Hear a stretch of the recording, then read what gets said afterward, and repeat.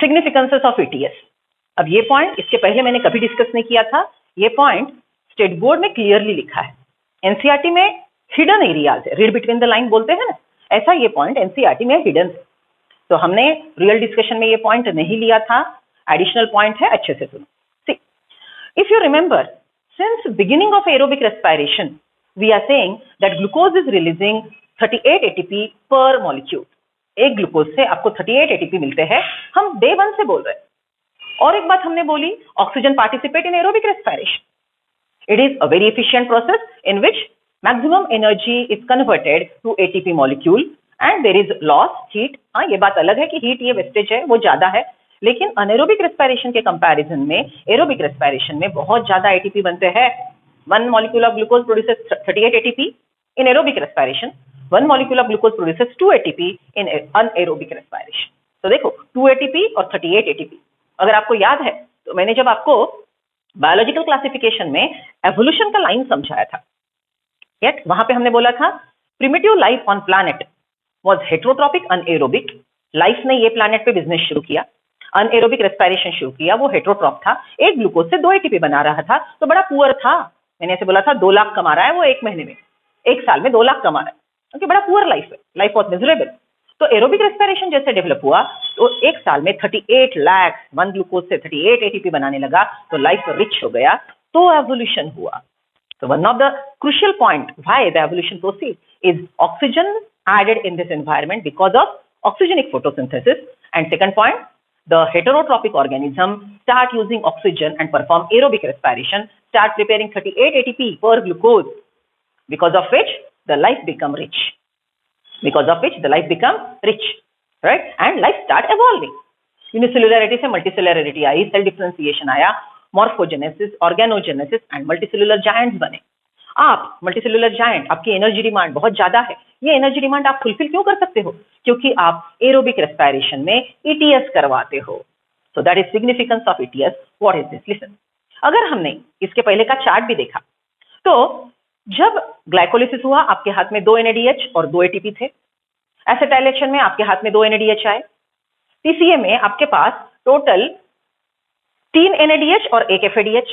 देखो कैलकुलेशन देखो, ओके, हमने टोटल रिड्यूस्ड कोएंजाइम कैलकुलेट किए एक ग्लूकोज के लिए। 1 glucose generates total 12 reduced coenzymes. 1 glucose generates total 12 reduced coenzymes which are not ATP. आपके हाथ में टीसीए होने के बाद सच में कितने एटीपी आए? सबस्ट्रेट लेवल फॉस्फोराइलेशन के 2 जो ग्लाइकोलिसिस में बने, और टीसीए के जीटीपी, ओके, 2 और 2 4, बस ये 4 एटीपी आपके डायरेक्ट हाथ में आए। बाकी 12 जो रिड्यूस्ड कोएंजाइम्स है, वो बाकी 12 के 12 रिड्यूस्ड कोएंजाइम्स, बाकी 12 के 12 रिड्यूस्ड कोएंजाइम आपके हाथ में चेक है, वो ईटीएस में गए तो ही वो check NADH FADH2 NADH FADH2 अगर ईटीएस में गए, बैंक में गए, तो ही आपको पैसा एटीपी मिलेंगे। देखिए हमने कैलकुलेट भी किया कि ईटीएस में कितने एटीपी बनते हैं। 1 ग्लूकोज से 34 एटीपी ईटीएस में बनते हैं और सिर्फ 4 ATP SLP substrate level phosphorylation से बनते हैं। तो इतनी ह्यूज अमाउंट ऑफ एनर्जी कहां पे रिलीज हो रही है? ईटीएस में रिलीज हो रही है। क्यों हो रही है? क्योंकि रिड्यूस्ड कोएंजाइम का पूरा प्रोसेसिंग होके, प्रोटॉन पंप होके, NADH FADH2 are giving you energy in form of ATP. Hence, ETS is one of the very important process which is occurring in mitochondria, generating maximum ATP. Right? Okay. So, अब हम ETS के significances देखेंगे. See what is written on the board. Significance of ETS, point number 1. Actually, energy is released in form of ATP. अभी तक आपके हाथ में जो NADH FADH थे, उससे एक्चुअल एनर्जी ETS में बनी। Okay, so actual energy is release in form of ATP from NADH FADH। अगर मैं अब यहाँ पे नंबर ऐड करूं, तो एक ग्लूकोज आपको 10 NADH 2 FADH देता है। एक NADH के कितने? 3 ATP, तो 10 के होंगे 30 ATP। 2 FADH के बनेंगे 4 ATP। तो ETS द्वारा हमको कितने ATP मिलेंगे? 34 ATP पर ग्लूकोज। 34 ATP पर glucose, right? So ETS is generating 34 ATP per glucose, and this actual release of energy is because this NADH, FADH are oxidized. This actual release of energy is because NADH, FADH are oxidized, right? Okay, so actually energy is released. One more thing, major energy 38 में से 34 ETS में बन रहे हैं, okay? तो बाकी के बस 4 बचे जो सबस्ट्रेट लेवल फॉस्फोराइलेशन में बनेंगे. So major energy releasing step is ETS. Okay, now one very important thing is, see, the energy is released in stepwise manner. Energy is released in stepwise manner. Okay, अब मुझे पूछेंगे madam what is stepwise manner. Listen, अगर suddenly energy release होती है, one step energy is released, in that situation because of release of energy the cell may be burn, cell जल जाएगा. ठीक है, ऐसा कभी हो रहा है? सोचो, आपने पोटैटो चिप्स खाए, आपने कार्बोहाइड्रेट खाया, ओके, आपने ग्लूकॉन डी पी लिया, ओके, रेस्पिरेशन हुआ, फट फट फट फट एनर्जी रिलीज हो रही है, सडन रिलीज एनर्जी हो रही है, तो एटीपी कम बनेंगे, हीट ज्यादा बनेगी, और हीट अगर ज्यादा बनेगी तो आपको अंदर से चटके, you are getting burning feeling from inside. Is it ever happening? No. Why it is not happening? Because धीरे धीरे धीरे धीरे स्लोली एनर्जी रिलीज होती है. वन स्टेप रिलीज अगर एनर्जी होती थी तो सेल चटके से, टेम्परेचर हाई जाने की वजह से जल के मर जाता था, right? So step wise release of energy is very important for better conservation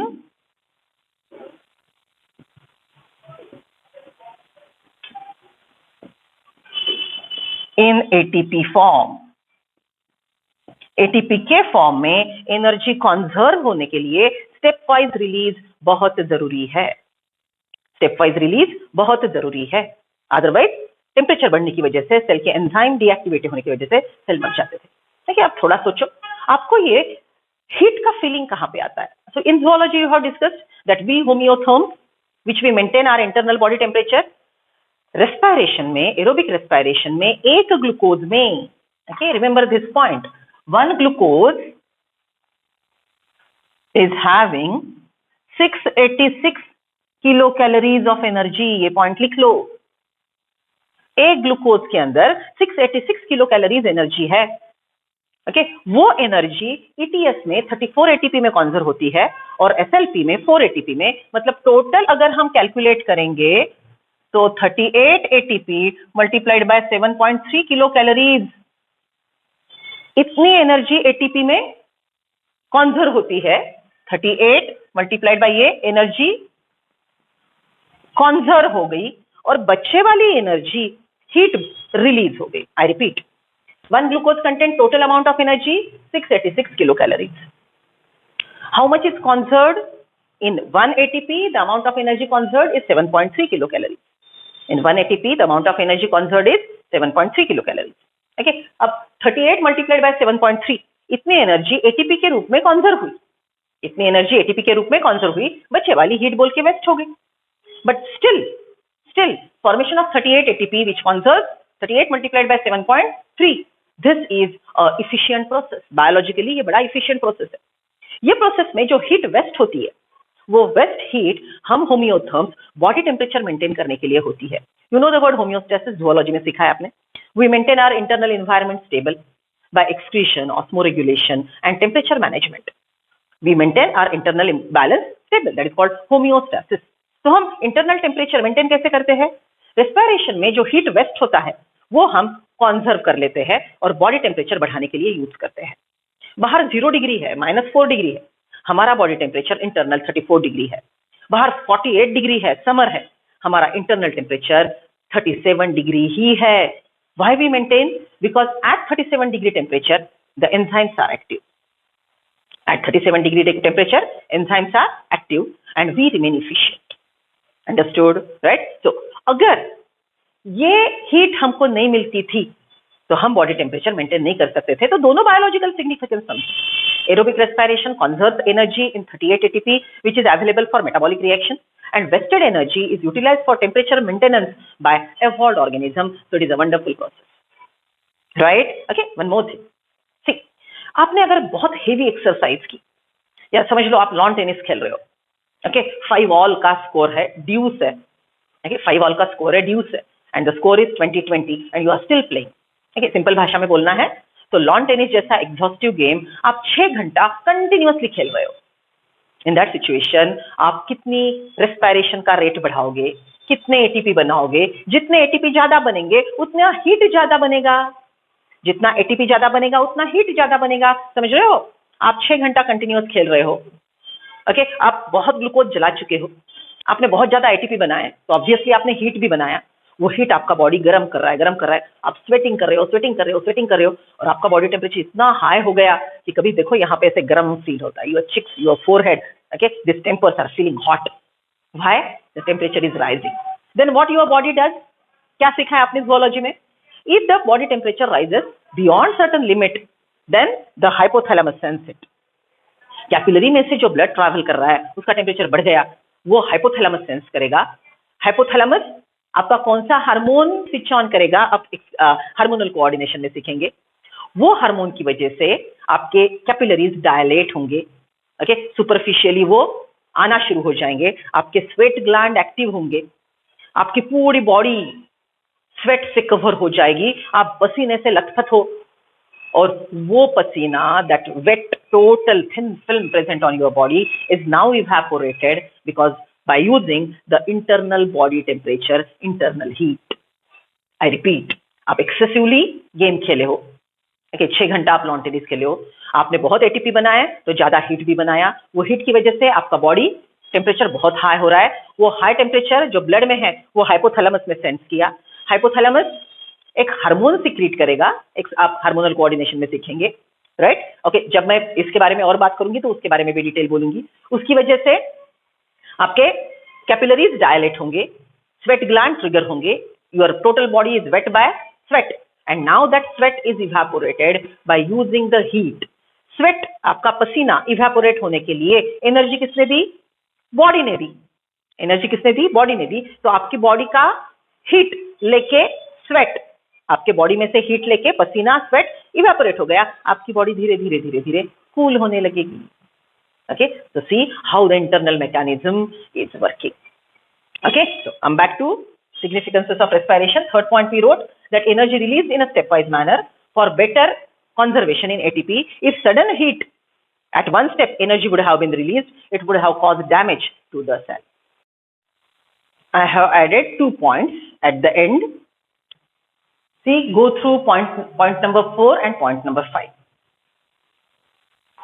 See, stepwise release of energy prevent damage to the cell. Heat अगर एक्सेस रिलीज हो जाती एक स्टेप में तो सेल बर्न हो जाता था. That is not happening. Second thing, by product is water. You know 1 NADH generate 3 ATP and 1 water molecule. So total अगर यहाँ पे 10 NADH, see what I wrote here, यहाँ पे 10 NADH और 2 FADH, तो यहाँ पे 12 वाटर मॉलिक्यूल भी बन रहे हैं एटीएस में. एटीएस में 12 वाटर मॉलिक्यूल भी बन रहे हैं, बराबर. ये water molecule as a by product mitochondria में बनेंगे. ये water molecule as a by product water molecule mitochondria में बनेंगे. तो वो टीसीए रिएक्शंस के लिए अवेलेबल रहेंगे. Understood, right? So these are significances of ETS. Please write down the points. Very important. Respiration, rapid revision, lecture number 3. Lecture number 2 आपको थोड़ा difficult जाएगा, लंबा है, कॉम्प्लिकेटेड पूरी चीजें. Respiration rapid revision lecture number 2 में है, तो आप उसको प्रेफर करें कि 2 बार देखें, क्योंकि just to relate everything I have added all the points, related points in one lecture. So you need to focus on it. It's a bit lengthy, it's fast, containing so many things, it's complicated. So pay more attention for rapid lecture number 2 of respiration. Okay. For that you can call me, ask me the doubts, but that is very, very important lecture which cover major part of aerobic respiration. Now, remaining part of respiration, what is that? It is total calculation based. Now, calculation पे आपको अलग-अलग प्रकार के MCQ पूछे जाएंगे, अलग-अलग प्रकार का फॉर्मेट लिखा जाएगा, कुछ इमेजिनरी फ्लो चार्ट पूछे जाएंगे. So you need to know one very important thing, that aerobic respiration involves 3 steps. One, glycolysis, acetylation, glycolysis, TCA and ATS. Glycolysis, TCA are connected by acetylation. Acetylation is not a separate step. It's not considered as 4th step. I repeat, first step of aerobic respiration, glycolysis, second TCA, third ATS. All the step occur simultaneously. Okay, glycolysis होते बराबर पहले glucose molecule का glycolysis होते बराबर TCA शुरू हो जाएगा, एक ग्लूकोज के लिए 2 बार टीसीए चलेगी। जैसे NADH ऑक्सीडेटिव स्टेप में बनते जाएंगे, पैरेलली साइमल्टेनियसली वो इलेक्ट्रॉन ट्रांसपोर्ट सिस्टम में जाएंगे और एटीपी जनरेट करेंगे। यहाँ पे एसिटाइलेशन को हम अलग स्टेप नहीं बोलते। TCA and glycolysis are connected to each other by step of acetylation. As it is connecting, it is called connecting link, gateway step, transition step. Okay, और मैंने आपको जो एक बेसिक डायग्राम ड्रॉ करके दिया था टोटल कि कैलकुलेशन कैसे करना है, वही कैलकुलेशन में मैंने आपको एक डेट ध्यान में रखने को बोली थी, 8/3/12 वुमेन्स डे। अब उसी का रिप्रेजेंटेशन मैंने अलग प्रकार से लिखा है क्योंकि एनसीईआरटी में बैलेंस शीट नाम का एक अलग पैराग्राफ है। Okay, so total balance sheet of aerobic respiration. Why balance sheet is needed? Because ATP are biological currency. So we need it. हमको हर चीज का कैलकुलेशन करना है, पैसों का हमको टोटल हिसाब रखना पड़ेगा। So देखो, 1 glycolysis, total aerobic respiration, balance it. Okay, see, EMP pathway, glycolysis, net 8 ATP are produced. For 1 glucose, EMP runs once. For 1 glucose, the step of acetylation, connecting step, occurs twice. So I write down 2 acetylation, which each step give you 3 ATP. Then for 1 glucose, again 2 TCA. So here in the bracket I write down, out of the bracket I write down 2, and here it is TCA. 1 TCA generate 12 ATP. So जब हम calculate करेंगे 8 plus 3 plus 3, क्योंकि multiplied by 2 है ना, so 8 plus 6 plus 12, the total is 38 ATP per glucose. यहाँ पे मैंने आपको और एक पॉइंट याद दिलाया था, that in old NCERT book or somewhere in MCQ book you will come across that 1 glucose generate 36 ATP. So yes, it is true, but now it is not there in your syllabus. According to NCERT, 1 glucose generate 38 ATP, but the fact is few cells prepare 36 ATP. And few cells prepare 38 ATP. That depend on the type of the cell. So हमको उसमें बस थोड़ा सा introduction लेके बाहर निकलना है, क्योंकि कुछ हायर लेवल के एमसीक्यूज में या एमसीक्यू बुक में ये कॉन्सेप्ट पूछा जाता है। ठीक है, तो वो भी देख लेंगे। तो सब लोगों को ये इक्वेशन ध्यान में रखना है। ये इक्वेशन को अलग अलग प्रकार से लिखा जाएगा, तो हमको उसको अच्छे से समझाना है। This is total balance sheet, but this is totally theoretical. ये थियोरेटिकल कॉन्सेप्ट है that one cell is respiring 1 glucose completely. Okay, otherwise in between there are so many chemical reactions happening. Cell सिर्फ respiration नहीं करता है, cell के cytoplasm में और बहुत सारे केमिकल रिएक्शन होते हैं। Mitochondria is one of the important organelle which perform an number of metabolic reaction simultaneously. Okay, आपका बॉडी, आपका total complex structure is your own. So what you are doing is, if you are undergoing some processes, ये catabolic reaction हो रही है, तो ये catabolic reaction में जो भी काम के केमिकल हैं, वो काम के केमिकल अगर दूसरे मेटाबॉलिक रिएक्शन के लिए लगते हैं, तो आप यहां से उठा के उसको वहां ले जाओगे, क्योंकि ये आपका खुद का बॉडी है, एक ही बिजनेस कर रहे हो अल्टीमेटली लाइफ का। Okay, so it is as if respiration broadly be considered as a catabolic process.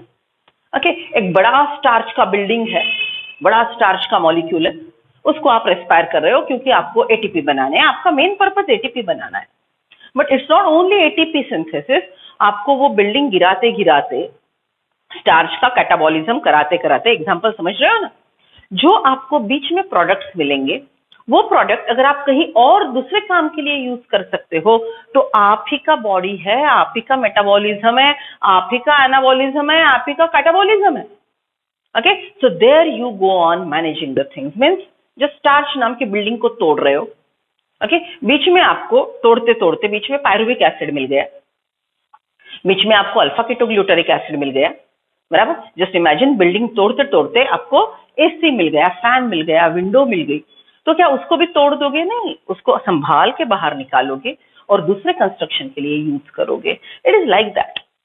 तोड़ते तोड़ते जो सामान बीच में काम का है उसको और दूसरे एनाबॉलिज्म में यूज करना. So catabolism plus anabolism, both reaction occur in mitochondria. Catabolism plus anabolism is collectively called as amphibolic pathway. So as all these chemical complicated processes are occurring within the cell, at a time only one glucose degradation to produce CO2 and water and generating 38 ATP is an imaginary concept. Right? ये imagination है या hypothetical concept है. उसमें हमको बस एक ही practical हम कर सकते हैं कि एक पेट्री प्लेट ले लो, उस पर ग्लूकोज मीडिया रखो और एक बैक्टीरिया को ग्रो करो, एक ऑर्गेनिज्म को ग्रो करो. जब वो पूरे के पूरे एटीपी बनाएगा, दूसरा कोई एनाबॉलिज्म नहीं कर रहा है, दूसरे कोई केमिकल वो नहीं बना रहा है, ये सोच के अगर हम चलेंगे, ये अजम्पशन पे अगर हम ध्यान देंगे तो ये फॉलो होगा. लेकिन ये एजम्पशन रियलिटी में नहीं होते, तो ये फॉलो रियलिटी में बहुत कम होता है. Try to get the point. So what are the assumptions? See, first one, orderly pathway functioning, that is glycolysis, TCA and ATS. ये ऑर्डरली एक के बाद एक ग्लूकोज के लिए 2 टीसीए, राइट, एक एनएडीएच के लिए एक ईटीएस. ये प्रैक्टिकल थिंग पॉसिबल नहीं है, प्रैक्टिकली ये नहीं होता. लेकिन हम हाइपोथेटिकल कंडीशन इमेजिन करते हैं तो ये कैलकुलेशन सस्टेन करते हैं. Second, it is NADH of glycolysis follows ATS and generate 3 ATP. Glycolysis में जो ATP बनता है, तो अब यहाँ पे मैं थोड़ा वो शटल सिस्टम के बारे में जो मैंने बात की थी, तो this is a mitochondria, right. Mitochondria का ये इनर मेम्ब्रेन जो हाईली फोल्डेड है, ये इनर मेम्ब्रेन में ATS होती है, इलेक्ट्रॉन ट्रांसपोर्ट सिस्टम. सो सी, ये मैट्रिक्स में एसिटाइलेशन TCA होगा,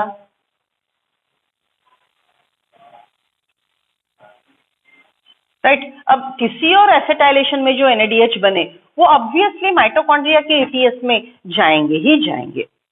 ओके, वो इधर उधर जा ही नहीं सकते क्योंकि TCA एसिटाइलेशन मैट्रिक्स में ही होता है.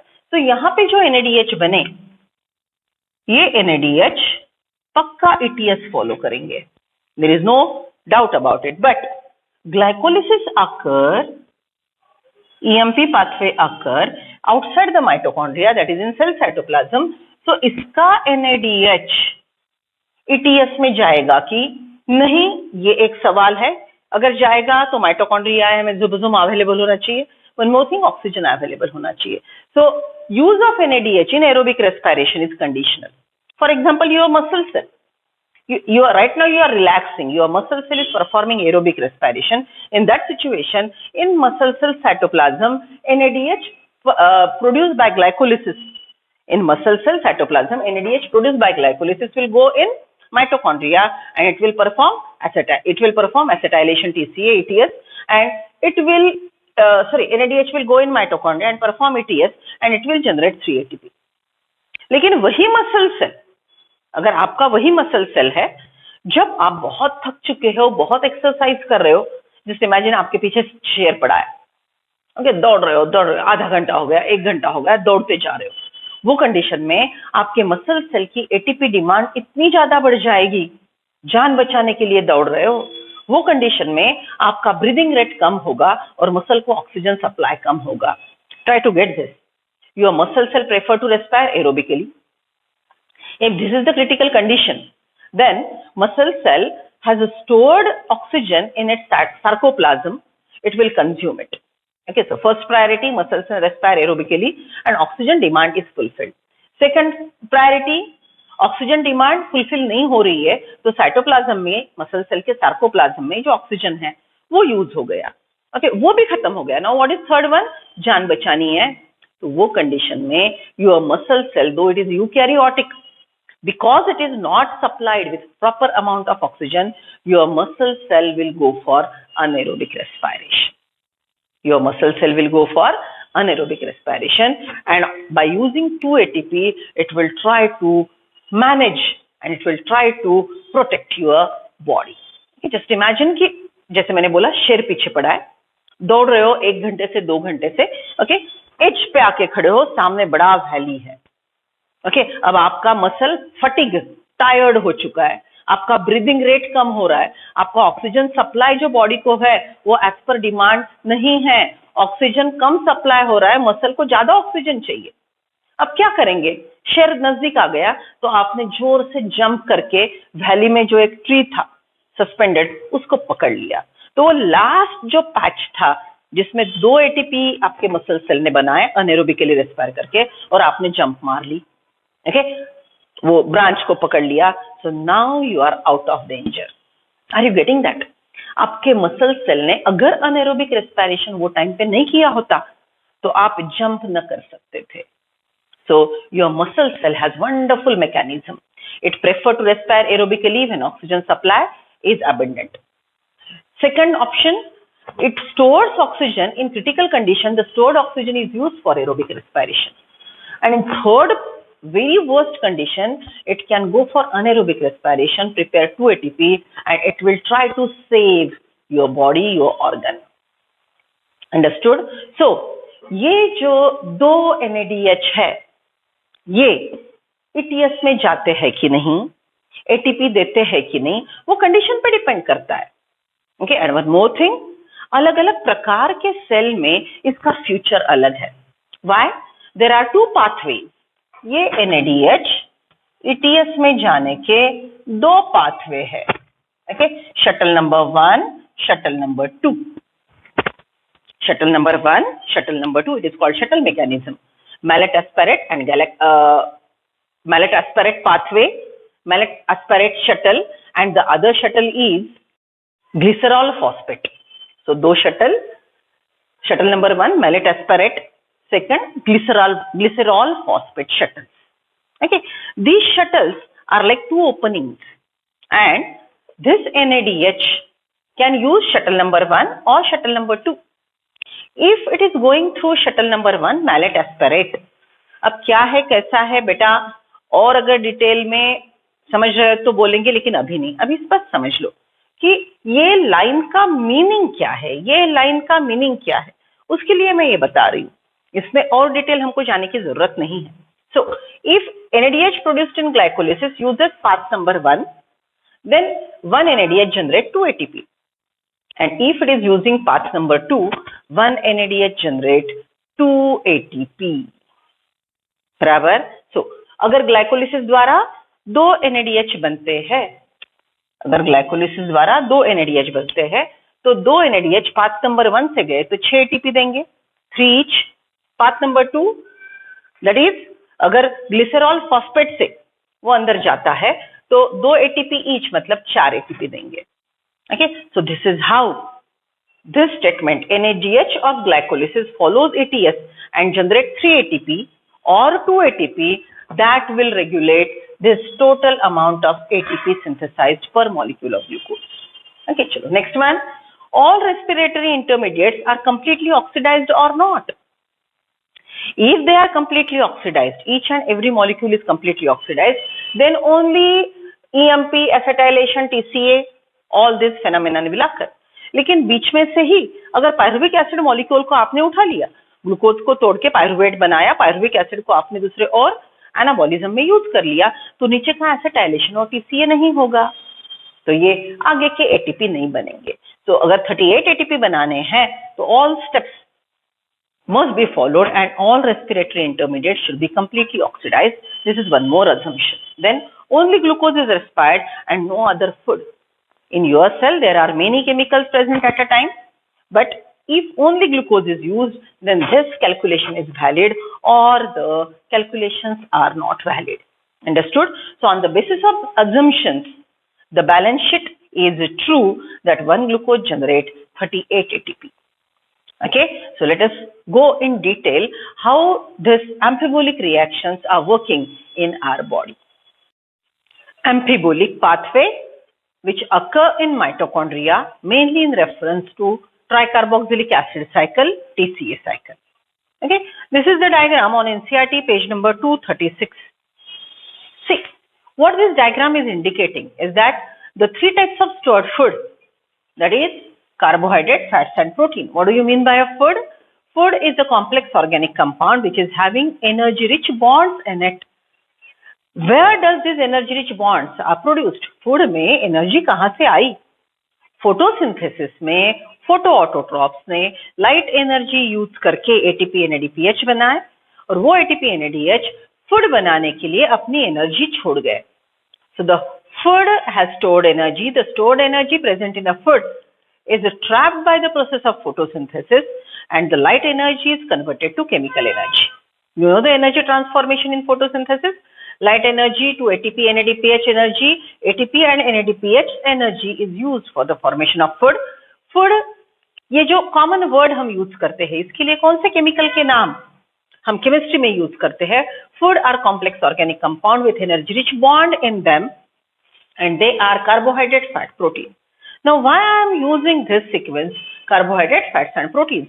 Because if in your body, if for a given living cell, all the three types of food are provided, carbohydrate, fats, protein, at first priority the cell will degrade carbohydrate, at second priority it will degrade fats, and at third priority it will degrade proteins.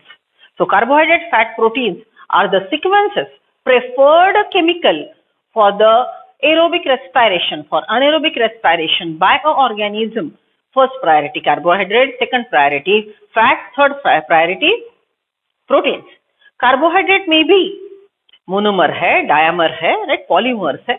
तो monomer glucose is best most prefer, इसलिए आप Glucon D पीते हो. जब भी आप थके हो आप ग्लूकोन डी पीते हो, क्योंकि ग्लूकोज को ब्रेक डाउन करके glucose is broken down to glucose 6-phosphate, fructose 1,6-diphosphate, DHAP, PGAL, pyruvic acid, acetylation, and TCA. And readily this pathway gives you 38 energy, ATP molecule per glucose. Okay, so when glucose are respired, the pathway is followed like this. If you are respiring starch, then starch is a complex polymer, which is a type of carbohydrate. It will be initially degraded, starch are degraded to monomer, and then the monomers are following this path. But it's not that every time your cell is getting food in the form of carbohydrate. The other type of food available to your cell is fats. Okay, so देखो आपने fats containing food खा लिया, oil घी वाले पदार्थ आपने खा लिए, it will be digested in stomach. Polymer fat is degraded with the help of enzyme lipase. Fats are also called lipid. Lipids are degraded by the enzyme lipase. Lipase degrade this polymer to monomer. When fats are broken down, there are two types of monomer produced, that is glycerol and fatty acids. Okay, among these two, the first part glycerol will be broken down by multi-step reaction. Details are not there in your syllabus, so we are not discussing it. Glycerol will be broken down by multiple steps to form dihydroxyacetone phosphate. It will isomerize to PGL, then pyruvic acid, acetylation, TC. So when fats are degraded, glycerol will follow this path for further degradation. What is remaining part? It is fatty acid. Okay, fats degrade होने के बाद जो fatty acids बनेंगे, ये fatty acid ये path follow करके acetylation के step में एंटर करेंगे, एसिटिल कोएंजाइम में बनेगा, उसके लिए फिर से टीसीए होगा. Okay, if you are eating protein, आपने पल्सेस खाए, ओके, दाल खाई, ओके, आपने पनीर खाया, ओके, आपने मिल्क प्रोटीन खा लिए, राइट. तो जब आप प्रोटीन्स खाते हो तो आपके डाइजेस्टिव सिस्टम में प्रोटीएज एंजाइम काम करता है. Protein polypeptide is broken down to single monomer, that is amino acids. There are 20 types of amino acid. In particular condition, there are 21 amino acids. You know its classification: essential amino acid, semi-essential, and non-essential amino acids. Okay, you will study all these types of amino acid in detail in chemistry. Right? So these amino acids are further broken down to form pyruvic acid. Now, 21 type of amino acids are there. They are having different R group. They have different structures. These amino acids undergo deamination, and depending on the structure, the amino acid will join further breakdown of respiration at 3 different locations. This amino acid may be broken down after deamination, may be broken down to pyruvic acid. Pyruvic acid follow acetylation TCA. If the amino acid is broken down, some other type of amino acid is broken down, it will join the path at acetyl coenzyme A. And if amino acid is broken down, some amino acids are broken down, they will join the pathway at Krebs cycle. Understood, right? So protein can join this pathway at different locations at pyruvate, at acetyl coenzyme A and TCA. So this is all about we are discussing catabolism. हमने पूरा breakdown के बारे में सोचा. Initially, previously, and what we'll say, old people or our conventional thought was that respiration is completely exothermic anabolic. But as we are updating our knowledge, we come to know this process. And then we started thinking that is there any possibility that the pyruvic acid produced by glycolysis can be utilized for synthesis of amino acids? Acetyl coenzyme A produced by this method can be utilized for synthesis of some fat. Is it happening? Okay, so the simple question is respiratory intermediates, respiration में बनने वाले बीच के chemical respiratory intermediates जब breakdown होते होते अलग अलग intermediate बनते हैं तो according to as per demand of the body can these intermediates will be used further for anabolism. And when we started digging out this question's answer, we find out that yes, it is true that the respiratory intermediate which are broken down during breakdown catabolism can be used for anabolism. So this pathway is not merely a breakdown process. It's not merely a catabolic process, but it is catabolism plus anabolism. Both the chemical reaction occur simultaneously in mitochondria. So anabolism plus catabolism is collectively called amphibolic pathway. Okay, let us discuss in detail how this amphibolic pathway exists. अब थोड़ा out of syllabus है, लेकिन ये chemical के नाम धीरे धीरे आप समझ पाओगे. जितना समझे फर्स्ट रिवीजन में उतना समझ के चलो. Details will discuss even in chemistry. आपको थोड़ा केमिस्ट्री का इंफॉर्मेशन यहाँ पे यूज करना पड़ेगा. See now, this diagram will explain you real meaning of amphibolic pathway. Okay, देखो आप जो केमिकल के नाम ऑलरेडी जानते हो. See, oxaloacetic acid which is present in TCA, right, will be converted to citrate, isocitrate, alpha ketoglutarate, succinyl coenzyme, succinate, fumarate, malate. Isn't it entire TCA? Okay, TCA is connected to acetylation, pyruvic acid, that is glycolysis. So glucose, pyruvate, acetylation and TCA we have discussed in detail. Now, all these respiratory intermediate, it may be pyruvate, it may be acetyl coenzyme A, or it may be all the respiratory intermediates which are synthesized in TCA, how they can be used. ये अलग-अलग जो enzymes है, ये अलग-अलग enzyme के reversible process की वजह से कुछ chemical reaction reversible है, कुछ chemical reaction अलग pH पे, अलग enzyme के participation पे, अलग conditions पे होंगे. और ये जो respiratory intermediates है, ये respiratory intermediate अलग-अलग chemical का construction के लिए use होगा. ओके, अब इसमें इंफॉर्मेशन थोड़ी एडिशनल है, लेकिन थोड़ी दूसरे लेसन में जो हिडन कंटेंट है उससे भी रिलेटेड है. ठीक है, तो थोड़ा डिटेल में देख लेते हैं. See, oxaloacetate can be utilised for the formation of variety of organic acids and organic acid which can be one of the type of food. अभी तक मैंने कार्बोहाइड्रेट, फैट, प्रोटीन की बात की थी, लेकिन ऑर्गेनिक एसिड को भी हम फूड बोल के यूज कर सकते हैं. So organic acids can be degraded and join at oxaloacetic acid level, or oxaloacetic acid can be used for the synthesis of some organic acids. Right? Then this citrate can be used for the formation of cholesterol as well as fatty acids. Okay, cholesterol or fatty acid can be synthesized by using respiratory intermediate citrate. Okay, then alpha ketoglutarate, as I said, amino acids. Okay, so alpha ketogluteric acid से glutamine नाम का एक important amino acid बनेगा जो बाकी के protein बनाने के लिए बहुत जरूरी है. सो अमाइनो एसिड ब्रेकडाउन होंगे तो अल्फा केटोग्लूटारेट बनेगा. अल्फा केटोग्लूटारेट से अमाइनो एसिड का सिंथेसिस हो सकता है. Then come to this one, succinyl coenzyme. This succinyl coenzyme, which is raw material of TCA, can be utilized for porphyrin. याद करो porphyrin आपने कहाँ पे सीखा था? Porphyrin is porphyrin head phytolyl.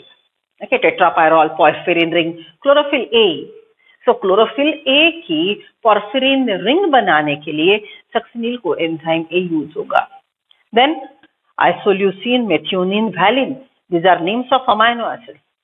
These amino acids can be prepared from succinyl coenzyme A, or when these amino acids are broken down, they produce succinyl coenzyme A. and then odd chain fatty acids.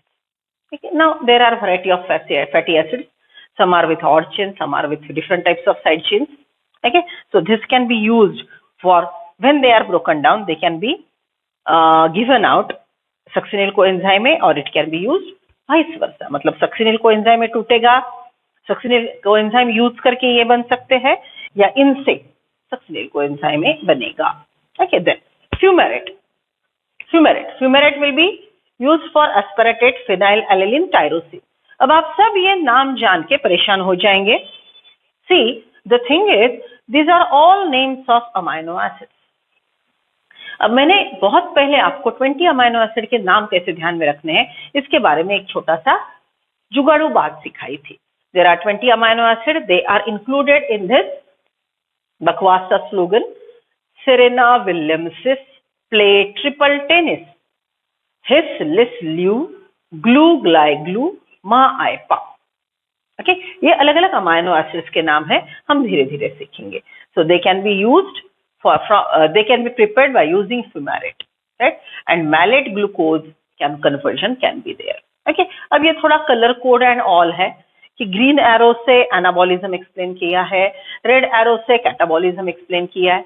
This much details are not expected. आपको बस इतना ही ध्यान में रखना है कि TCA के कौन से केमिकल से कौन से केमिकल कंस्ट्रक्शन के लिए यूज हो सकते हैं. Which respiratory intermediates of TCA cycle can be utilized for the construction of other chemical. This can be studied by you by this diagram. एक बार ठीक से देख लो.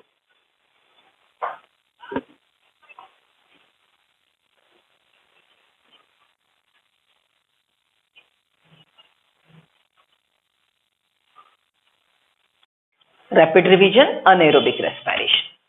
We completed aerobic respiration. Aerobic respiration के properties, just brushing up, complete oxidation, all energy rich bonds are broken down because oxygen participates.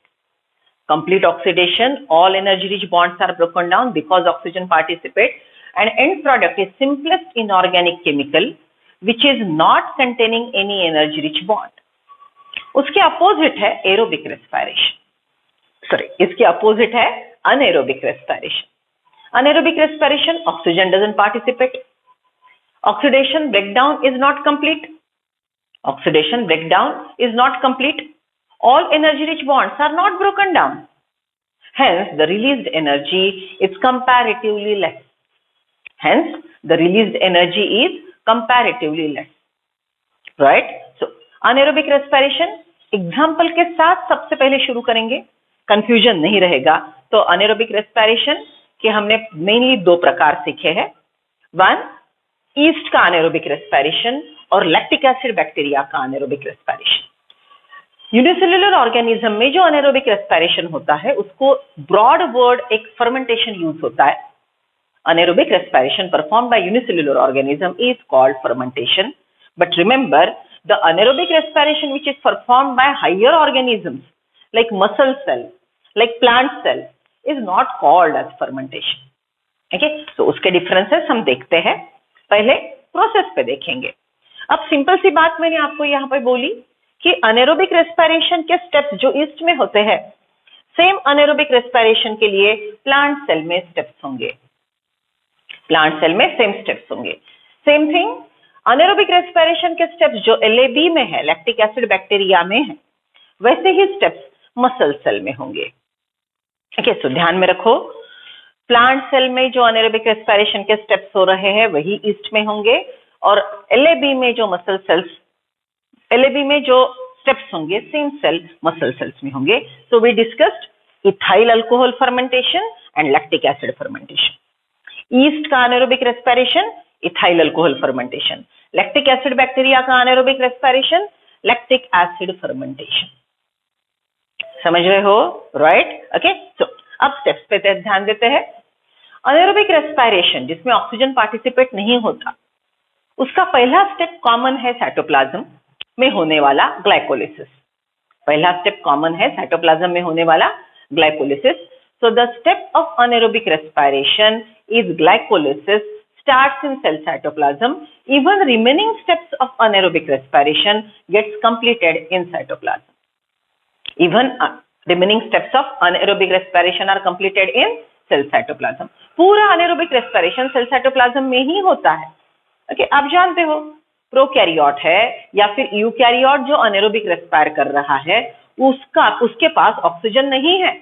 तो oxygen जो step में essential है, oxygen जो स्टेप में इसेंशियल है वो स्टेप नहीं होंगे, राइट. तो ऑक्सीजन कौन से स्टेप में इसेंशियल है? माइटोकॉन्ड्रिया के रिएक्शंस के लिए ऑक्सीजन का प्रेजेंस जरूरी है और ईटीएस में ऑक्सीजन एक्चुअली पार्टिसिपेट करता है. तो अगर ऑक्सीजन नहीं है, सिर्फ माइटोकॉन्ड्रिया है, तो भी माइटोकॉन्ड्रिया में टीसीए, एसिटाइलेशन और ईटीएस नहीं होगा. आई रिपीट, प्लांट सेल है, ह्यूमन का मसल सेल है, उसको ऑक्सीजन नहीं मिला. Okay, oxygen starving cells. What is the word used? The cell which is starving with oxygen. They don't get ample amount of oxygen, right? They are having mitochondria in it, but they cannot perform acetylation, TCA and ETS because oxygen doesn't participate. So oxygen is primarily required for aerobic respiration. There are few cells like plant root cell, animal muscle cell. In absence of oxygen, they can respire anaerobically. In absence of oxygen, they can respire anaerobically. Right? Okay. So anaerobic respiration in prokaryotes called fermentation. In higher organisms body, if it is occurring, it is anaerobic respiration. Steps of anaerobic respiration starts and completes in cell cytoplasm. ये पूरे step, पहला glycolysis, ये बच्चे वाले step, यहाँ पे भी glycolysis, ये बच्चे वाले स्टेप सेल साइटोप्लाज्म में होंगे. चलो, come to yeast plant cell. First step is glycolysis. So ethyl glucose is broken down to 2 molecules of pyruvic acid, CH3COOH, 2 molecules of ATP and 2 molecules of NADH. Okay, अब हम यहाँ पे जो बार बार बोल रहे थे, NADH is like a cheque. If it goes in ATS नाम का bank, then only it will give you ATP. Then only it will give you ATP. अगर ये ATS में नहीं जाता है, ऑक्सीजन पार्टिसिपेट नहीं करता, ETS माइटोकॉन्ड्रिया होने के बावजूद नहीं होगी. ETS माइटोकॉन्ड्रिया होने के बावजूद नहीं होंगी क्योंकि ऑक्सीजन अवेलेबल नहीं है. तो ये NADH आपको 3 ATP नहीं देगा, वो सिर्फ NADH बोल के ही रहेगा. Right? Okay. So, first step is glycolysis, giving you 2 molecules of pyruvic acid, 2 molecules of ATP, 2 molecules of NADH. आपने तो बहुत अच्छे से रट लिया है. Glycolysis generates 2 PA, 2 ATP, 2 NADH. But we highlighted this NADH doesn't give any ATP because it doesn't follow ETS. Right? चलो, glycolysis हो गया, साइटोप्लाज्म में pyruvic acid बन गया. अब ये जो pyruvic acid है, ये दूसरे स्टेप के लिए प्रोसीड होगा and the second step is decarboxylation. What is the second step? Decarboxylation. So pyruvic acid undergo decarboxylation. 2 molecules of CO2 are given out. 2 molecules of CO2 are given out and what you get is acetaldehyde, CH3CHO. Organic chemistry याद करो. Okay, it gives you acetaldehyde. अब देखो, pyruvic acid में 3 carbon थे. Pyruvic acid was the 3C chemical. Okay, 3C chemical के 2 molecule थे. समझ लो, एक पायरुविक एसिड कंसीडर किया, एक पायरुविक एसिड के पास 3 कार्बन है, उसमें का एक कार्बन चला गया. अगर मैंने ऐसे लिखा, you know in your syllabus the ratio is 1:1. So 1 pyruvic acid, 3C chemical gives out 1 CO2, you get acetaldehyde, obviously 2 carbon. लेकिन अगर मैं बैलेंस रिएक्शन ड्रॉ करती हूं तो 2 molecules of PA will undergo decarboxylation to produce 2 acetaldehyde wherein 2 CO2 are given out. याद है, हमने बोला था आपके सिलेबस में मैक्सिमम जगह रेशो 1:1 है. Right? So, first step of anaerobic respiration in yeast and plant cell is glycolysis. Second step is decarboxylation. In decarboxylation, pyruvate undergo decarboxylation to produce acetaldehyde. Acetaldehyde contain 2 carbon. This acetaldehyde is following now step of reduction. So 2 molecules of acetaldehyde plus 2 NADH. 2 molecules of acetaldehyde plus 2 NADH. कहाँ से आए NADH? NADH are coming from glycolysis. ये पूरा process cell cytoplasm में ही हो रहा है. ये पूरा प्रोसेस सेल साइटोप्लाज्म में ही हो रहा है. सो ऑब्वियसली साइटोप्लाज्म में जो NADH बने वो प्रोसेस से यहाँ पे आ गए. Acetaldehyde plus NADH, hydrogen is added, and what you get? 2 molecules of ethyl alcohol. What you get? 2 molecules of ethyl alcohol, which is the end product. NAD are recycled. ये NAD जो यहाँ पे बना वो फिर से ग्लाइकोलिसिस में use होगा. Okay, so these are the steps. 3-step process is occurring in ethyl alcohol fermentation. But when you talk about lactic acid fermentation, it is only 2-step process. First step is common glycolysis. So same thing, 1 glucose give you 2 PAR, 2 ATP, 2 NADH. So glycolysis के बाद जो pyruvic acid बना वो directly reduction के लिए जाता है. No decarboxylation. Second step जो यहाँ पे decarboxylation का है वो यहाँ पे नहीं होगा. Okay, so there will not be any step of decarboxylation, and in that situation, end product of glycolysis will be reduced by 2 NADH. So 2 molecules of pyruvic acid combining with 2 molecules of NADH, or I can write down 1 molecule of pyruvic acid plus 1 NADH giving you 1 lactic acid and 1 NADH will be produced. 1:1 ratio. I can even write it down. 2 molecules of pyruvic acid combining with 2 NADH to produce 2 lactic acid, 2 NAD are recycled. Okay, देखो यहाँ पे ethyl alcohol जो बना वो 2C chemical था. यहाँ पे lactic acid जो बना वो 3C केमिकल है. Right? Okay. Now, muscle cell, plant cell in critical condition will go for anaerobic respiration. Plant cell, root cell, waterlogged soil, oxygen is not available, so it will go for anaerobic respiration. If we are talking about LAB, okay, LAB की बात करते हैं तो वो तो curdling बनाने के लिए यूज होगा, तो मिल्क के अंदर anaerobic कंडीशन ही है. लेकिन आपका मसल सेल पर्टिकुलर कंडीशन में anaerobic respiration करेगा. कौन सी कंडीशन हमने बोली थी? आप आराम से बैठे हो, आप ब्रीद इन कर रहे हो, ample amount of oxygen available है, आपका मसल सेल एरोबिक रेस्पिरेशन ही प्रेफर करेगा. आपने एक्सरसाइज करना शुरू किया, जोरों शोरों से एक्सरसाइज कर रहे हो, ओके, ब्रीदिंग का रेट बढ़ रहा है और आपका ऑक्सीजन डिमांड जो बढ़ रहा है वो फुलफिल करने के लिए आपकी बॉडी झगड़ रही है. लेकिन आप अब इतना मसल पावर यूज कर रहे हो कि आपका ब्रीदिंग रेट मसल के ऑक्सीजन डिमांड को फुलफिल नहीं कर सकता. तो मसल के सेल साइटोप्लाज्म में in critical condition, when breathing cannot supply that amount of oxygen which is needed by muscle cell, in that situation the muscle cell cytoplasm, sarcoplasm will be storing whatever oxygen it has stored, will be utilized and it will continue to respire aerobically.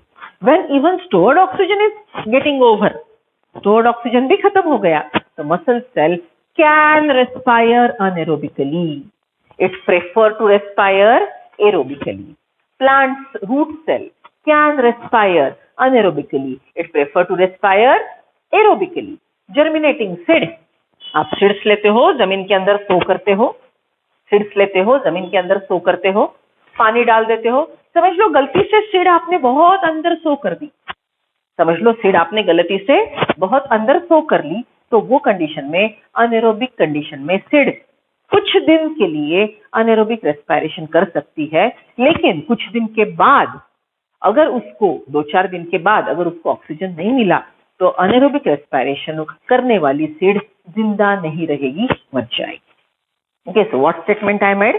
Human muscle cell and plant root cell, germinating seed cell can respire anaerobically for short period. It cannot continue anaerobic respiration for longer period. Okay, अब आप मुझे पूछेंगे ma'am हमारे cell में क्या होता है? अगर आपका मसल सेल अनेरोबिकली रेस्पायर करेगा, लैक्टिक एसिड एक्यूमुलेट होगा, आपको क्रैम्प आ जाएगा, फटिग, बहुत जोर से क्रैम्प आएगा. ओके, आप बैठ जाओगे, चिल, पानी पी लो, थोड़ी देर के बाद वो जो लैक्टिक एसिड एक्यूमुलेट हुआ है वो ब्लड स्ट्रीम में फ्लो हो जाएगा, तो उसका फर्दर डिग्रेडेशन हो जाएगा और आपका मसल फिर नॉर्मली एरोबिकली रेस्पायर करने लगेगा। तो muscle cell, root cells, germinating cells in anaerobic condition can respire anaerobically for shorter period. It prefer to respire aerobically. समझ रहे हो, राइट? तो यहाँ पे और दो शब्द मैं आपको सिखाऊंगी, strictly aerobe, strictly anaerobe. What is strictly aerobic cell? उसको अगर ऑक्सीजन नहीं मिला तो वो मरेगा। स्ट्रिक्टली अनएरोबिक सेल, ऑक्सीजन नहीं मिला तो मरेगा। स्ट्रिक्टली एरोबिक सेल, ऑक्सीजन नहीं मिला तो मरेगा, तो चलो उल्टा सोचते हैं, स्ट्रिक्टली अनएरोब, ऑक्सीजन मिला तो मरेगा। So there are two words. Strictly aerobe, oxygen is essential for aerobic respiration. Strictly anaerobe, oxygen is not at all, its presence should not be there. In presence of oxygen, the cell will be killed. In presence of oxygen, the cell will be killed. समझ रहे हो, right? Okay. Now come to the third word, facultative. Come to the third word, facultative. Facultative aerobes, facultative anaerobe, ऐसा हम बोल सकते हैं। Facultative aerobe मतलब, facultative मतलब एरोबिक कंडीशन चलेगी, दौड़ेगी अनएरोबिक।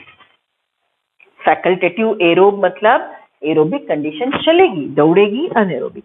फैकल्टेटिव अनएरोब मतलब अनएरोबिक कंडीशन चलेगी, दौड़ेगी aerobic. Get this, preferred one and चलेगा one. What is preferred and what is tolerated are two different things. Muscle cell, plant root cell, germinating seed cell can tolerate anaerobic condition. It prefer to respire aerobically.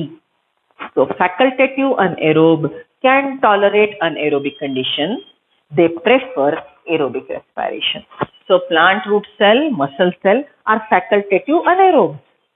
Your remaining body cells are strictly aerobes. Your remaining body cells are strictly aerobes. Getting the thing? चलो हमारा homework check कर लेना। Differences between aerobic anaerobic respiration and differences between ethyl alcohol fermentation and lactic acid fermentation. Okay, चलो differences check करो। Ethyl alcohol fermentation is 3-step process.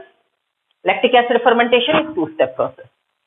Ethyl alcohol fermentation is involving 3-step glycolysis, decarboxylation, reduction. It requires glycolysis and reduction. Decarboxylation doesn't occur. Here end product is ethyl alcohol, a 2C chemical. Here end product is lactic acid, which is a 3C chemical. Okay. Here in both 2 ATP are formed. दोनों में 2 ATP ही बने हैं। Energy में release होने में, availability में कोई दिक्कत नहीं है, कोई अंतर नहीं है, स्टेप से अंतर है, बराबर। Okay, and then write down the example. Yeast is anaerobe, then plant cell, root cell, germinating cells are facultative anaerobe. LAB is anaerobe, muscle cells are facultative anaerobe. Got the thing? Okay, चलो please check the thing और आपके differences एक बार देख लो। अगर आपने इसके पहले बोला जब होमवर्क नहीं लिखे थे तो अभी आपने डिफरेंसेस लिखने हैं।